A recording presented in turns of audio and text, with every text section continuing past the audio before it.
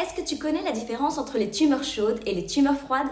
Les tumeurs froides sont très peu infiltrées par des globules blancs, les lymphocytes T. Pourquoi elles sont froides? Plusieurs raisons. Les cellules de la tumeur produisent des molécules qui bloquent l'attraction ou l'activation des cellules immunitaires, ou bien les cellules cancéreuses ne produisent pas beaucoup d'antigènes sur leur surface, un signal permettant d'être reconnu par le système immunitaire, ou alors, le peu de cellules immunitaires présentes dans la tumeur sont des cellules régulatrices qui empêchent les cellules immunitaires d'être actives et d'agir sur le cancer. Certains cancers, comme le cancer du pancréas ou certains sous-types de cancers colorectaux, sont souvent classés comme des tumeurs froides.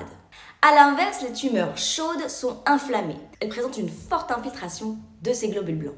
Parce que c'est une tumeur qui attire et active les cellules immunitaires, elles ont une expression élevée d'antigènes sur les cellules cancéreuses et elles sont plus facilement détectées.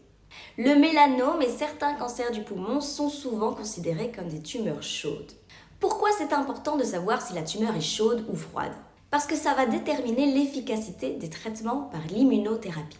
Une tumeur chaude va être beaucoup plus sensible à l'immunothérapie que les tumeurs froides. L'objectif des chercheurs est donc de transformer une tumeur froide en tumeur chaude et la rendre sensible au traitement. Caliente!